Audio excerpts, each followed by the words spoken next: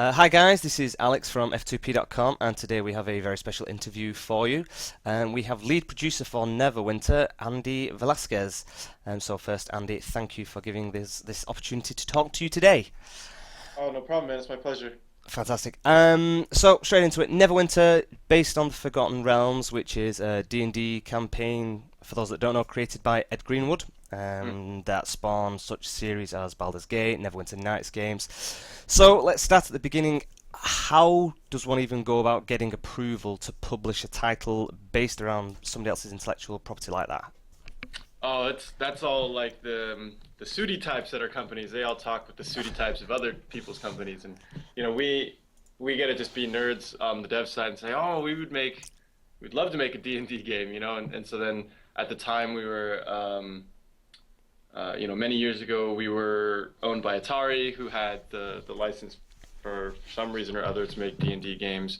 When we were acquired by Perfect World, part of the deal was to transfer the license for Neverwinter as well. So it's all tied up in sort of business decisions there. But on the ground floor, on the dev team, we're just pumped to be making awesome D&D stuff. Fantastic. I mean, I know it's been said a few times that you guys have a pretty close working relationship with Wizards of the Coast. Um, do you have any idea with the IP and stuff how your game will affect future kind of products? So if you do something in Neverwinter and presuming it is kind of canon, will that kind of affect kind of the future of the titles? Oh, absolutely. That's one of the things that WotC's been great with, being really open about. We want to make sure that when they talk to us, they want to make sure that us and the product that we're making makes sense so that they can build on it in the future. And they do fantastic things. Like I think next month I'm flying up there to go and tell them what my plans are for the next year with the game, as well as they tell us what their plans for the realms is for the next year, and then make sure that they're aligned and make sure that these things are congruous and make sense. So it's been really, really great. So I mean, so how does it kind of work the other way around? Obviously, you guys are kind of responsible for Neverwinter. If somebody was kind of writing a book that was based in the city of Neverwinter, would you be kind of involved in that kind of discussion, or is that something that they've got Yeah, all the yeah, they've information? been. I believe they start off a little bit indirectly. Like I make sure that the people up at Wizards know everything that we're doing and who our major players are and what the storylines are and what we've done to certain locations, so that when they're talking to someone else working on an ancillary product, they have it consistent, right? But there's definitely been occasions where um, someone's been interested in doing something with either a character that we've expanded upon or have done new art for, and then they've looped us in and said, "Hey, does this sound right with what you guys were doing?" And we say, "Yeah, yeah, Yeah, that's yeah. cool." That's great. I mean, why did you guys actually choose Neverwinter? I mean, it's a pretty kind of massive, kind of campaign with so much lore, vast world. You've kind of focused on an area that some might say has already been done quite a lot with the previous titles before it. Yeah, it's an interesting balance that we tried to hit, right? Like with the Sword Coast, it is done a lot, like you mentioned, but it's also the place that resonates with the most people, right? Like if we had gone to some place out in the Thay or something like that, like Hmm. it wouldn't have been, oh man, that's right north of Baldur's Gate. I know where that is. That's pretty cool, right?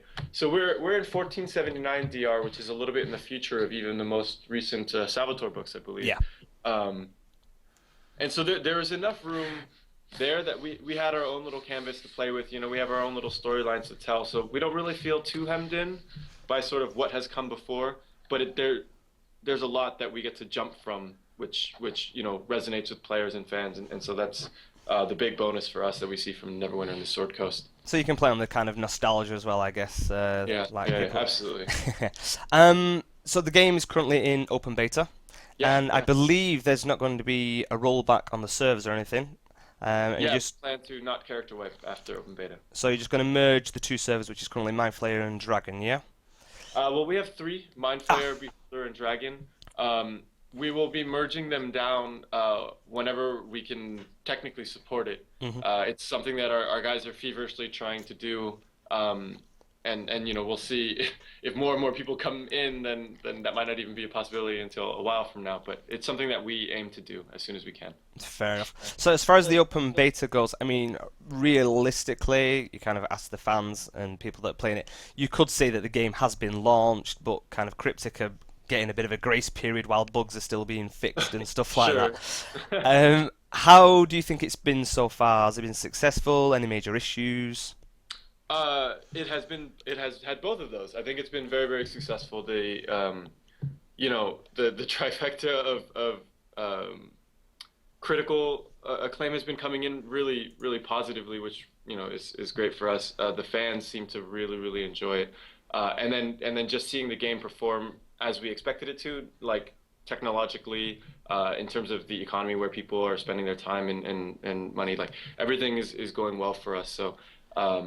That being said, we are finding tons of bugs that we just needed tens of thousands of people playing. Those are the types of things that our networking team is hard at fixing, and making it so that we can handle all the people that we expect to right at Yeah, launch. yeah. You've done the alpha and the closed beta, and as you say, you're getting more and more people playing, which is kind of the main point of doing this kind of stress test. Are there any issues with the game that have been brought to light, or suggestions that have kind of had overwhelming support that you guys are already consider changing? Oh yeah, I mean, there have been many. Right now, I have a meeting this morning to look into auction house usability stuff, just because things broke, and we just get a lot of feedback about it. So we're gonna go through the flow again and make sure that everything beyond just the bugs, that everything it can be as smooth as it can be. So there's been quite a few things. One of the maybe to give you an insight in behind the scenes stuff. Yeah. Every Monday I have a meeting with a couple of my community managers, a couple of CS reps, and a couple of QA reps who go through all the in-game bugs, and I have them generate reports for me that say, okay, what are the top issues that the fans are talking about through these different outlets that we have, and so that we get a good pulse in terms of what's bothering people. So I feel pretty confident that we're responding right now to the things that are bothering you guys the most. And what are they? Um, On the there's spot. been there's been like I mentioned, auction house comes Hmm. quickly to mind because there's a lot of issues there. Right now we're looking into some great weapon fighter issues. There's been some interesting reports of it feeling underpowered, which when we look at pure data in terms of leveling speed, in terms of potion usage over Hmm. time, and all this other stuff, it seems strictly in line with the other classes and where we want it to be, but the feel isn't coming across very well. So we're looking into doing some things there to make it a little better. Um, you know, there isn't just one thing. It's sort of runs the gamut of everything. Yeah, no, that's great.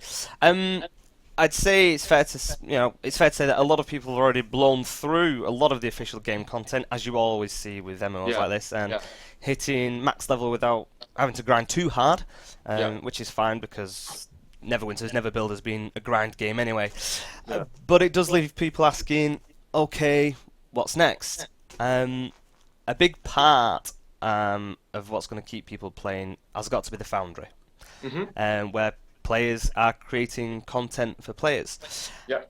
I didn't play Star Trek Online, but that's where the Foundry was first kind of seen.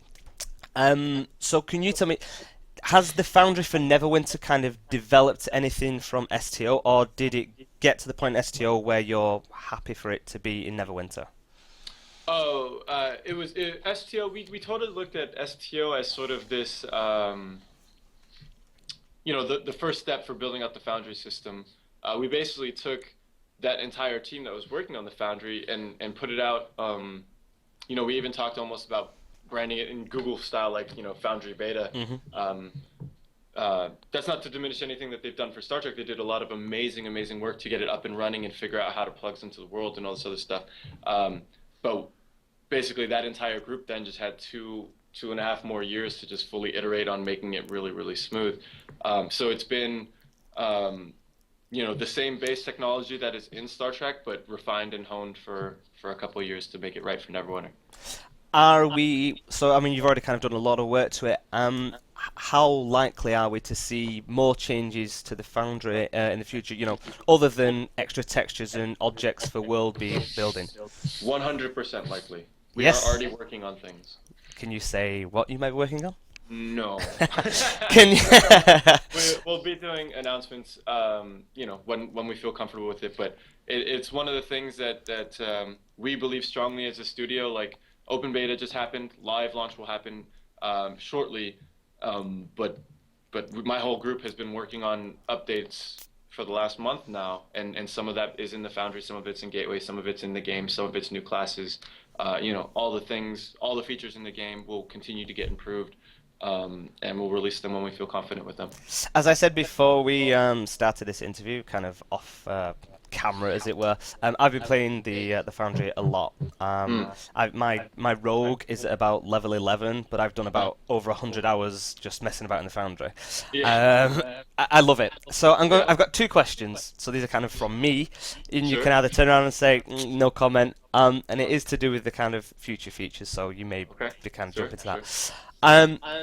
First of all, the encounters. Right now, PvE really only seems to be that challenging when you've got overwhelming numbers of mods.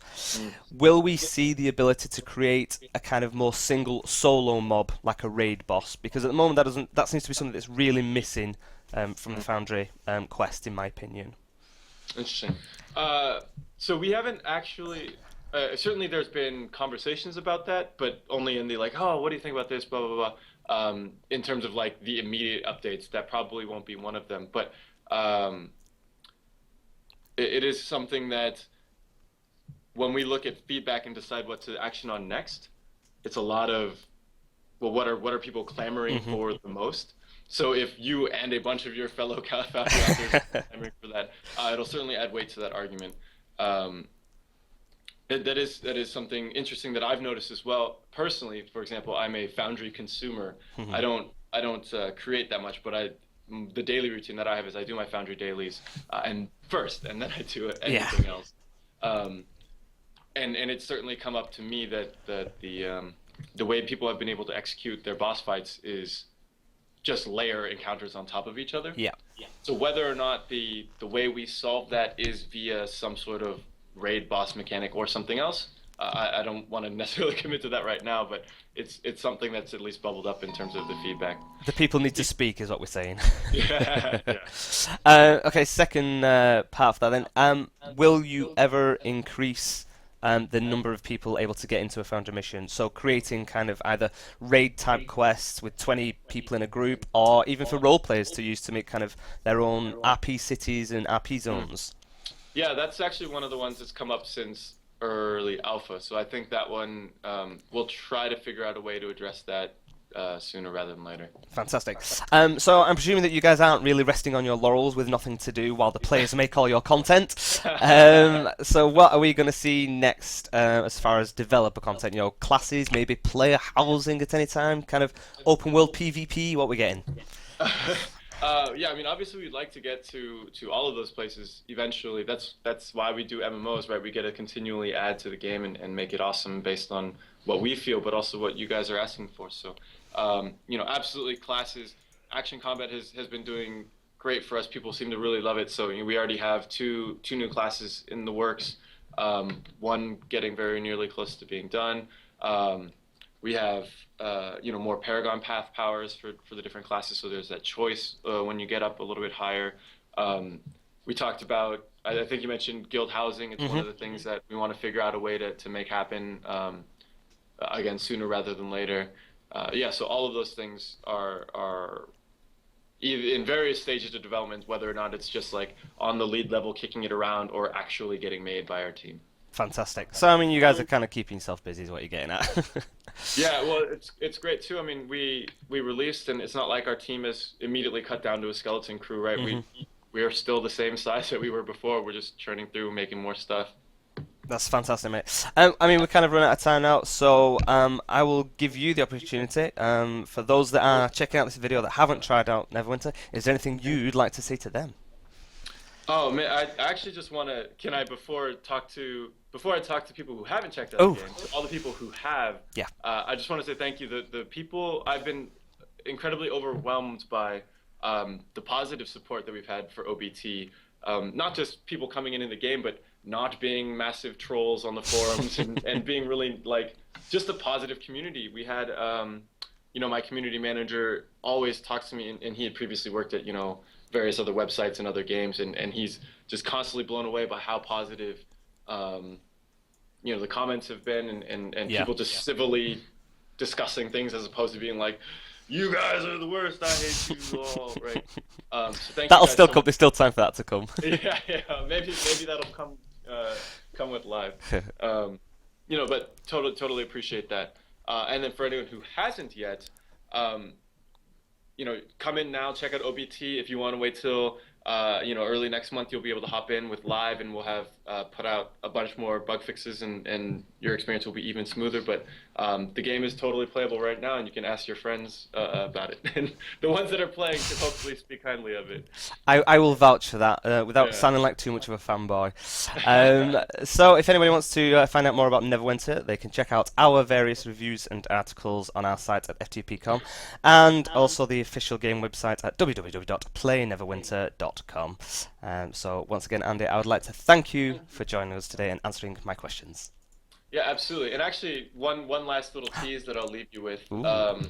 You had a lot of questions about what we're doing moving forward, and we just actually put out a nice little teaser. So if you go to nw.perfectworld.com/module1, you get a little tease of what we're working on next. Well, there you go. You can't think of any way better to finish your video. Thank you very much, my friend. It was a pleasure to speak to you. All right, you too.